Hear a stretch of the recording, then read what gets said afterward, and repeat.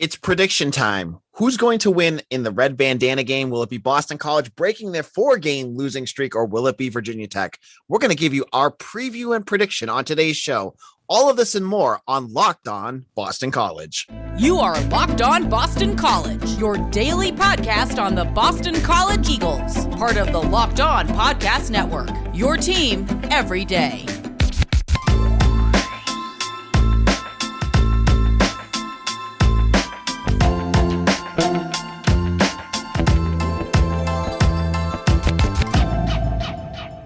This is Locked On Boston College. AJ Black here. Thank you all for listening. Today's show is brought to you by McDonald's. McDonald's has been serving community since 1965. McDonald's always has been more than just a place to get tasty, affordable foods. It's an unofficial community center. A big thank you to our friends at McDonald's for always being there. I'm loving it. I'm loving their sausage McMuffins on my weekends too. Now, happy Friday, everyone. It is game day. This is the first Friday game day that I think I've ever done at Locked On Boston College. So you're going to get you can have this ready for you for your tailgates this afternoon, getting ready for that Virginia Tech Boston College game. Today, usually we have Eric Hofstas. He was busy, but I'm really excited because we got Mitch back. Mitch Wolfe, how's it going?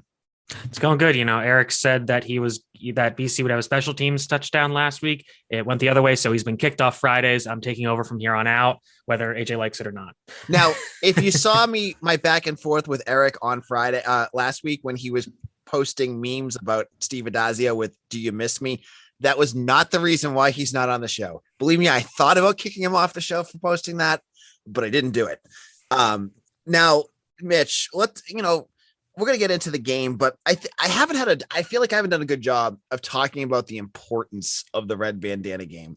Now, for those of you that have noticed, or don't know the story, I should say, the Red Bandana game it's to honor the memory of Wells Crowther, a former Boston College graduate and lacrosse player who lost his life during the terrorist attacks on September 11, 2001.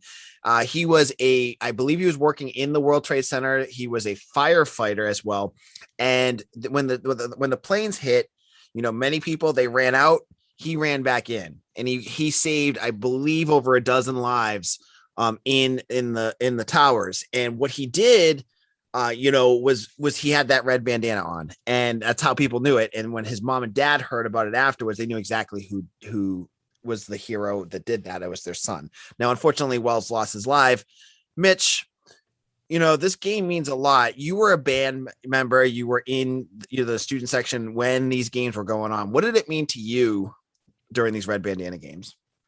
A lot of people have kind of talked about the subject, and then obviously I was only, I think, 6 when the actual 9/11 happened. So I vaguely remember it, but obviously didn't really fully understand what happened. But, hearing the story, the ESPN feature does a really good job of, talking to some of the people he saved, his parents, kind of explaining how much of a BC guy he was, men and women for others. That's kind of the slogan. And that's what everybody says about him in terms of what he did on that day.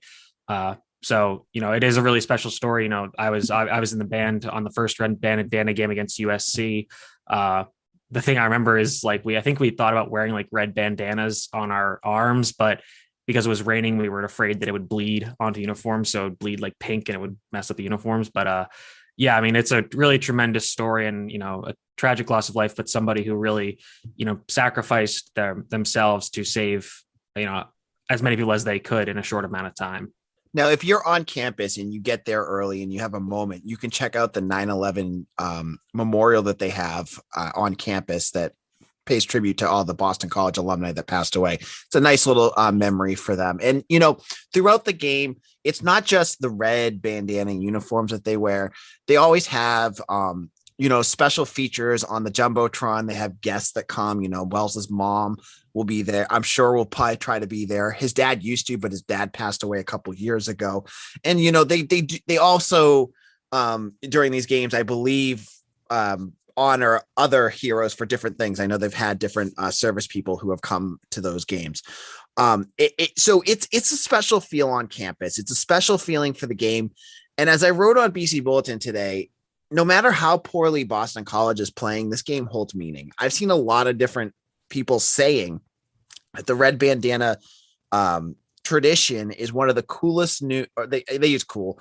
I would say one of the more powerful new traditions in college football. They put that in the same like bucket as the Iowa football players that wave to the kids in the hospital during their game.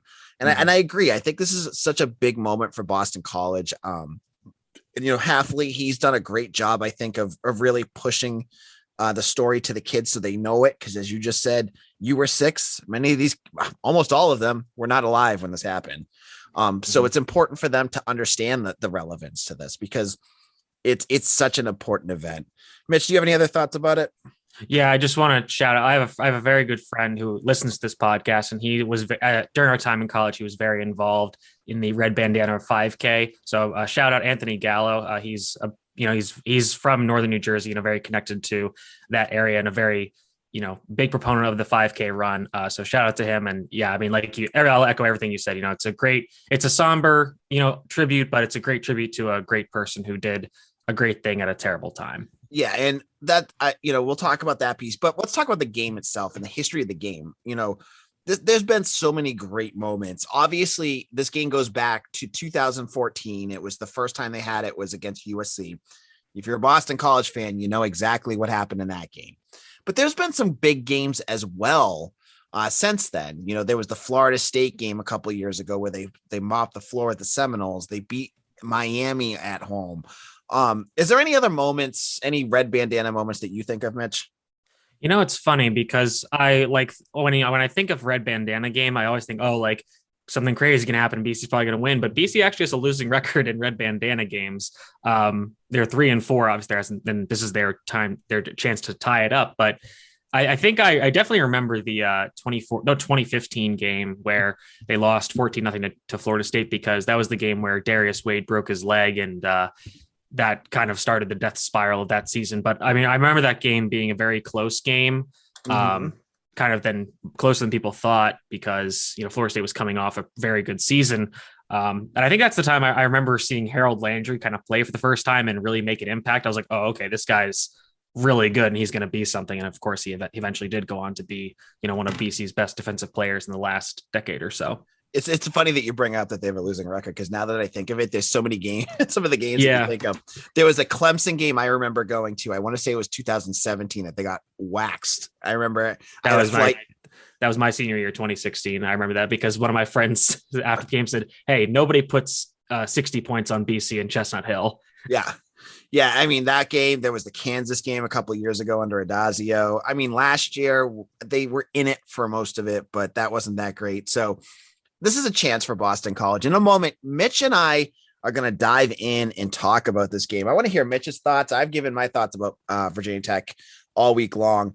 But if this is your first time listening to Locked On Boston College, I want to thank you. If this is your first listen every morning, if you have made this part of your routine, I want to thank you too, because we do this every day. We just hit our 1-year anniversary of Locked On Boston College. We've done over 250 episodes. And I want to thank each and every one of you that have become a listener of our podcast.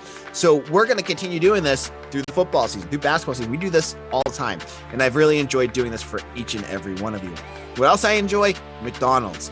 This episode of Locked On Boston College has brought to you by McDonald's, proudly serving communities since 1965.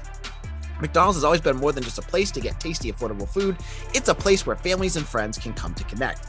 It's a place where classmates can come for a study group, knowing that they'll have dependable Wi-Fi and an endless supply of French fries and flurries. To win or lose, it's a place where teammates, competitors, the home team or the away team can come to recharge. My family, the Black family, we love McDonald's. My son is a Happy Meal fanatic. He loves to get his cheeseburger and fries. He gets that, it's a special treat for him. And I always get my spicy chicken sandwich. Got to check them out at McDonald's. And always their fries, the best in fast food. You got to love it. McDonald's. Head on over to McDonald's to refuel and reconnect. I'm loving it. This is Locked On Boston College. AJ Black here. I'm joined by Mitch Wolfe. We're previewing and predicting the Virginia Tech game. Now, if you already checked out my preview and prediction on Locked on BC Bulletin, you know where I'm going with this. You can throw your daggers and knives at me because I'll get into that in a moment. Mitch, what are your opening thoughts about this game? So, I mean, traditionally, Virginia Tech is a pretty tough opponent for BC. Obviously, last year they gave BC all kinds of trouble in a kind of a weird game that was oddly similar to maybe the NC State game this year, where BC had some, fluky turnovers and then the game just kind of got away from them. So I think that BC is going to be better this year, at least on defense, just because they're going to be more disciplined against the QB run game. And, Hendon Hooker is now at Tennessee and he's lighting it up for them.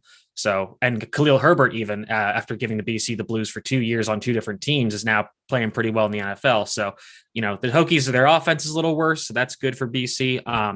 But, they're still going to run the QB a good bit. And that's something BC really has to focus on. They've got some really good passing weapons in Trey Turner and Tavion Robinson. So, I think BC's pass defense has been great this season. So that's something I'm comfortable with. But, stopping their run game could be problematic. Yeah, that's when I look at what they do in terms of running, I worry, based off of the history we've seen at BC in the last couple of weeks with Syracuse and with Louisville.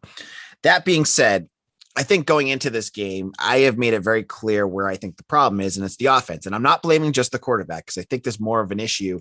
It's a more probable, it's a programmatic issue right now with the offensive line struggling, the quarterback struggling, and it all kind of bleeds into everything else. So what do we need to see from the offense on Saturday so that the defense doesn't get gassed, the defense doesn't fall apart in the third quarter? So this is, last week you talked about how the matchups were just kind of really just not in BC's favor on both sides of the ball. I think this week it's a little better because, Virginia Tech, their defense is pretty good. They have the 10th best passing defense in terms of yardage, but they have the 91st best in terms of rushing yardage on defense. So, BC's definitely gonna be leaning on the run game this game, even if they do start Emmett Morehead. So, we've been talking about it for weeks, but, BC's going to lean on Pat Garwo. Hopefully they get him the ball in the red zone a little more to try to get some touchdowns there. BC's got a pretty good third down conversion rate, and that's mostly because of the running game, but they've kind of started to fall off in the red zone. I think that's more on the passing game. But Virginia Tech's got a very good third down defense. They're 13th best in the country, and they're 29th best in red zone defense. So, I think BC is going to be able to run the ball pretty well between the 20s, but once it gets to the 20s, they have to, make sure that they can convert those opportunities into points and especially touchdowns. So I have a question for you. I have a thought, and I want to see if you agree with me or disagree with me. What's more important for BC to be successful on Friday night? Is it better play from the offensive line or better play from the quarterback? I think I'll go with mine first. I think it's the offensive line, because the issues that they've had with pass protection and with the issues they had at left tackle last week, I think is a big problem. I think, honestly, the ability to get Zion Johnson over to left tackle, if that's what they have to do. And honestly, even if Vrabel's available, I think he should only play sporadically because he's so banged up at this point. I think it's the offensive line. Where are you at with that? I tend to agree because obviously, the quarterback, that's a huge part of your offense, obviously, but the offensive line affects both the running game and the passing game. Despite the issues at left tackle, they've been pretty solid there as a run blocker, but obviously there's been issues in the pass game. So I think making sure the offensive line is playing well is more important than the quarterback right now, because, if you have a better offensive line, that can, improve your quarterback play by, preventing sacks, giving the quarterback more time to throw. And, for a guy like Emmett Morehead, who wants to throw the ball downfield, giving him time in a clean pocket is going to be extremely important for making sure this passing offense stays on schedule. Now, maybe I'm crazy. Are you on board that it's going to be Morehead tomorrow or tonight? I think so. There's been a little bit of crazy smoke about it. There could be, a smashing of glass and then the stadium pops when Phil Jerkovich runs out of the tunnel, like Shane Falco and the replacements or something. But I don't think that's realistic. I do think it will be Morehead because I think that, Virginia Tech, like I said, does have a pretty good passing defense. So, even if it's just the threat of throwing the ball down the field, that's, more accurate than Grossell, that might at least open up the running game a little bit by keeping the defenders on their heels just marginally more than it would be with Grossell. And it's so funny that you bring up the matchups, because when I did the matchup on the site, I was like, wow, BC technically on paper matches up decently with Virginia Tech. Mm-hmm. That being said, the big issue with BC that they're lacking on is the one I say drips into everything, where I think Virginia Tech outdoes them in BC's pass offense, right? Yeah, for sure. And like I said, like they've only allowing 174 passing yards a game this season, which is crazy low. The other thing is that we kind of have, had our questions about Virginia Tech and Justin Fuente, but I mean, this team is very solid in terms of, kind of traditional things that make a team successful. Like I talked about red zone and third down efficiency. And then also they are, losing my notes. Here we go. I'm kind of just losing my notes here. That's okay. Anyway, so they're very good in terms of preventing penalties and not turning the ball over. So, those are things that are also important. Here we go. They have a +3 turnover margin and the fourth fewest penalty yards per game at only 33. So, they're playing really well in that area, so they can, just keep things on schedule and not have, big mistakes that kill drives or turn the ball over. Yeah. And so let's go to our prediction time, because this is the fun part. So my prediction, again, I have it in writing, and I've been on a couple of Hokies podcasts and I've kept it consistent. I have BC losing 24-10. For me, there's a possibility that BC's offense could figure some things out. Like we saw last week, they had 4 red zone trips. They got, like 3 or 6 points out of it. I forget what it was, but they weren't able to get touchdowns. If they get touchdowns there, that really changes the complexion of the game. Will they be able to do that? That's a big question. They could, but right now I'm saying that they're not going to. And I'm taking the Eeyore approach of making my predictions, and I have them losing big. What are you thinking? Not big, 2 touchdowns, but where are you at? Yeah, I'll take the other way. I'll take the positive road. I think BC, I'm going to predict that BC will win. I'm not, super confident in that prediction, but, I think that this is their first home game in a while. It's another night game. It's Red Bandana night, so that's big. I think that they'll get some things figured out on offense to, kind of fix some of those red zone woes. I think the defense, like I said, matches up quite well with this team. So I think they'll be able to limit what they can do. And I think there'll have to be some kind of, crazy play, whether that be on offense or a big turnover on defense that kind of flips the field. And then they can, get a big momentum swing play that kind of puts BC in the lead. I will go BC 20 and Virginia Tech 17. It's going to be close. Well, if you're into putting a wager in this game, head on over to BetOnline. The line right now, I believe, is 2.5. And they're back and better than ever with a new web interface for the start of the basketball season and more props, odds, and lines than ever before. BetOnline remains your number one spot for all the basketball and football action this season. I have to say, I was looking at some of my long-term bets, and I am killing it with one of my bets, which is NC State at 6.5 wins. Easy win right there. Head on over to our new updated desktop or mobile website to sign up today and receive your 50% welcome bonus on your first deposit. Just use our promo code LOCKEDON to receive that bonus. From basketball, football, baseball, postseason, NHL, boxing, and UFC, they literally have everything on the site. You can go over to BetOnline and bet on your favorite Vegas casino games. And don't wait to take advantage of all their amazing offers available for the 21 season. BetOnline is the fastest and easiest way to bet on all your favorite sports. So make sure you head on over to BetOnline, where the game starts. If you know me, you know I am a huge fan of Built Bar. If you haven't tried a Built Bar by now, I am telling you, you are missing out. It says on the package that they're a protein bar, but it does not taste like one. It tastes like a candy bar. It's 100% covered in chocolate, and they are delicious. Now, most protein bars, they're chalky, they're waxy, they're not fun to eat. It's a chore to get through them. Not with the Built Bar. The Built Bar is delicious, and it's filled with all the goodies that you want to eat and all the nutrition that you desire. If you're looking for the Built Bar, they are low carbs, they're low calorie, low fat, low sugar, and high in protein. And right now, they've got some great flavors. You can check out the coconut wrap, which is my absolute favorite. The raspberry mint brownie, coconut almond, salted caramel, double chocolate, and cherry barcia. I have a little cabinet in my garage where I have to hide it from my son, because my son has now found Built Bars and he goes, I want Built Bar. And I'm like, you guys can't have your Built Bars right now. You can have a bite of Dadda's. But my wife has hers out there. I have mine, and we enjoy our Built Bars. This month, go to BuiltBar.com and use promo code LOCK15 and get 15% off your order. Again, use promo code LOCK15 for 15% off at BuiltBar.com. This is Locked On Boston College. AJ Black here. I am joined by Mitch Wolfe, who's substituting in for Eric Haas here on Friday. I'm really excited to have Mitch here because we're going to talk about gambling and some of the games that are going on this weekend. But I want to say, if you enjoyed this podcast, if you like Locked On Boston College, check out Locked On ACC. It's hosted by Candace Cooper and a rotation of other ACC hosts, including yours truly. We talk about everything ACC on this podcast. It's great. It's engaging. Check out Locked On ACC wherever you get your podcasts. Now, we already talked about Friday's games, but there's 5 games ACC wise on Saturday. The first is actually an out of conference game between Wake Forest and North Carolina because they had to kind of fiddle around with their schedule. North Carolina is a 2.5-point favorite.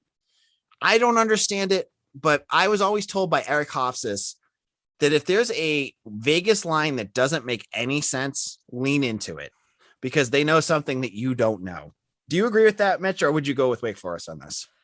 In this instance, I'm going to go against Eric, but before I do that, I want to make one stat correction. I think I was looking at the wrong team. So Virginia Tech is actually 33rd in passing yards allowed, not 10th, but at 200.5. So just that one correction. Still good pass defense. Yeah, exactly. But anyways, yeah, I totally get that logic, but I just think Wake is playing too good right now. I don't think North Carolina is going to have a huge home advantage. I think their season is kind of not panned out well. So I don't think they're going to have a ton of, fan support right now. Whereas Wake Forest is hot, they're, really gunning for this ACC title. I think that they're going to come in there. And, I'm sure that I'm not sure how college coaches do this as much as NFL coaches, but I'm sure they'll tell them, hey, North Carolina's favored, like they still don't respect you. And I think Wake Forest is going to take it North Carolina. And, the over under is set at 76.5. And I'm still taking the over. These teams don't play defense and they put up points. So the projected score would be about 39-36. I think both teams score in the 40s. This is going to be a barn burner of a game, which will be fun to watch. I picked Wake Forest as well. As much as I like Eric's his philosophy, I like any gambling philosophy. I love to hear about what people's thoughts are. I think Wake Forest is going to win this one too. It's actually one of my BetOnline bets of the week. Mm-hmm. So that was what I picked. Now Pitt, they're a 21-point favorite over Duke. Obviously the end game of this is pretty clear who's going to win. Duke is a mess. And it looks like if I was a betting man, the bet I would have is that David Cutcliffe is done after this year. Can Pitt cover 3 touchdowns? I think they can. I think they can as well. And, because like you said, like Duke doesn't really have anything going on right now on offense or defense. So, 21's a big line, especially for, Pitt. It's a team coming off a loss, but, I think that loss will kind of wake them up and then they'll be like, all right, let's go and, kill this team that we're supposed to kill. So I think they cover, but I would take the under here because, it's set at 64. That's pretty high. I think Pittsburgh scores a lot. I'm not sure Duke does. And, Pitt, this isn't one of Pat Narduzzi's best defenses, but again, Duke doesn't have a lot going on. I think Pitt's defense will figure it out this week, and Pitt will score a lot, but Duke will not. All right. Quickly, we'll just do this one quickly. 10.5-point favorite, Miami over Georgia Tech. I like Miami here. I think Georgia Tech's defense is a mess. I like where Miami's heading. I think they get their team kind of going in the right direction going into next season. I definitely think Miami wins. This is a weird line for me, 10.5. That's just kind of an odd spread. I think I would take Georgia Tech to cover, but I really don't know. This is I wouldn't touch it. If I had to pick, I'd take Georgia Tech, but I'm not going to touch this one. I'd also take the over here. Like you said, the Georgia Tech's defense is bad. I think Georgia Tech could score to keep it interesting. So I take the over at 63.5. All right. North Carolina State, only a 3-point favorite over Florida State. Florida State's playing better, but I don't know. I like the Wolfpack here, and 3 points seems easy. Yeah, absolutely. I've 2.5 for sure. I think they'll 2.5 is a really good line to take because then you get that field goal to win if the game is tied late. But I think NC State's handling business here. They'll win by a good amount of scores, and the over unders at 55. I take the under here. I think another one where NC State scores a good bit, but Florida State's not going to be able to do much against NC State's pretty good defense. And then finally, it seems like a fun bet every week is what's going to happen with Clemson. They snuck in last week. They're a 4-point favorite over Louisville, but the part that I like looking at this number is the over under at 46. With the way Clemson's offense is playing, I like the under. I think that's a stronger bet than what the actual spread is. Yeah, I had the under at 47, and I was saying definitely take it. So 46, I'd still feel pretty confident there. And I'd take Clemson here just because, their defense, say what you will about this whole team, but their defense is playing, lights out against basically everybody. I'd take Clemson here. I'm not sure who's going to start a quarterback, but I think they're kind of slowly starting to maybe figure some things out. And, Louisville had a good game against BC, but I think they'll struggle this week against Clemson. Take Clemson at 3.5 and the under at 46, I think you said. So I'm looking at the top 25 schedule. I was looking at it earlier and I was like, I like to pick out the good games of the week. And it's a surprisingly weak schedule. And I don't know if it was you or Eric that said when it's a weak schedule, you get the best games. I think it was you, right? So sort of. I said if it looks like a boring schedule, that means there will be chaos. So I'm not. I say that, and then this week I'm like, I don't know. It does look pretty boring, but I think something weird will happen. I'm not sure. I don't think Georgia's going to lose to Missouri or anything, but maybe 39-point favorites, right? Maybe like Nebraska upsets Ohio State at home or something like that. Yeah, that's why I said the UNC game. That could be the weird one. The one good game of the weekend in top 25, and we'll get into some of the other fun games in a second. Auburn and Texas A&M. 4.5-point favorite for Texas A&M. I like the Aggies here. I'm not a big Bo Nix fan. No, I'm president and vice president, secretary, historian, treasurer of the Hate Bo Nix Club. Because he cost me money one time, so I'll never forgive him. But I like the Aggies here as well. Playing at home, they've got a really good defense. Their offense is a little hit or miss, but I think Bo Nix will struggle on the road here against a good defense. Take Texas A&M at 4.5. I'd also take the over here at 49. That gives us a projected score about 27-22. And I said Texas A&M's defense is good. I think that they'll make some big plays, but I think that the scoring will be at least a little higher than what's projected. All right, let's look at some of BC's friends. And our first friend is the gym coach out in Colorado State. And they are a 3.5-point favorite against Wyoming, which to me, oh gosh, these are the types of games when he was at BC, he would win because it's, he's always good against teams that he was relatively in the same ballpark at. But he seems like he's kind of slid into these are the types of games now he's blowing. So, Mitch, do you think that Colorado State will beat Wyoming? No, I'm not sure if this counts as a weird line, but Colorado State getting 3.5 on the road, or I guess losing 3.5 on the road at Wyoming, I don't get that at all. I don't think Wyoming's like particularly good this year, but I would say, like you said, they're about in the same league as Colorado State. So I'm going to take the home team here to cover, maybe to win. I'm not going to watch this game because it's probably gonna be boring as hell, but yeah, I would not take Colorado State under any circumstances here. And every game, it seems like I was just reading it's like 2 days ago, fans complaining about how Dazio blew the game against Boise State. And so, it's always interesting to see what he does because it's, he's out of our hair now, which some people are like, why don't you just move on? Guys, it's fun. Like these games happen when BC's not playing. You turn it on and kind of, hate watch it a little bit. Yeah, I'm looking at Wyoming's schedule now. So they're 4-4 and they've won their first 4 and have lost they're kind of the same as BC, honestly. They won their first 4 and they've lost their next 4.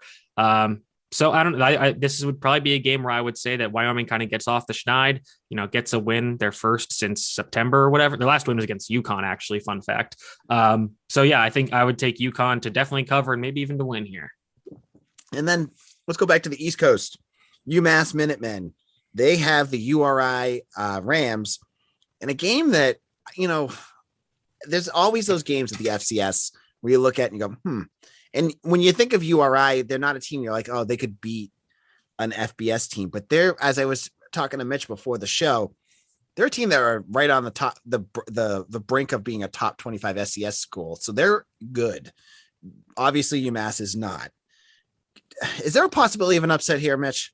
Oh, yeah, for sure. And calling UMass an FBS team is pretty generous, to be honest. And like you said, I'm going to be honest, I don't know much about URI football. They have had a good amount of players in recent years that have kind of been, during the draft season, like, oh, this guy from Rhode Island's like pretty good. Like, keep an eye on him. So, I think they're recruiting pretty well. They're usually a decent team. I know BC's got some transfers from there in the last few years. So yeah, there's no spread because it's an FCS game, or at least I don't feel like finding one. But yeah, I would definitely pick URI to win this one. Any other games that you want to talk about, Mitch? Yeah, there's a few. So the big one that I am looking at right now is Mississippi State or Arkansas. And, Mississippi State is ranked. It's a little confusing, but Arkansas is favored by 4.5 at home, which I'm very confused by because I don't kind of Arkansas had that hot start, but they've really kind of fallen off the wagon recently. And, Mississippi State has they're running the air raid. That's what they do. I would take Mississippi State, put a good amount of money on them to cover and probably even win that game. Also take the over there. And then one of my favorite pastimes is taking Big Ten unders because they're usually very reliable. So the two ones I'm looking at are Michigan State at Purdue. The over under is 54. And this one's a little crazy, but it's Iowa at Northwestern. And the over under is 40.5. And even at that low point, I would still take the under because those two teams just do not score. Yeah, so it's going to be a fun weekend, and we have everything on BC Bulletin. Check that out. And Mitch will be back with us on Monday to recap the Red Bandana Game. Mitch, where can people find you on social media? You can find me at Mitchell T. Wolfe, WOLFE on Twitter. All right. And I am AJ Black. I am the editor and publisher of BC Bulletin. You can find me on Twitter at AJ_BC. Make sure to follow our site, our podcast at Lockdown BC, and leave us a 5-star review on Apple. It does help other fans find Locked On Boston College. Thank you all again. We will see you all again soon, hopefully to talk about the end of a losing streak. Take care, everyone.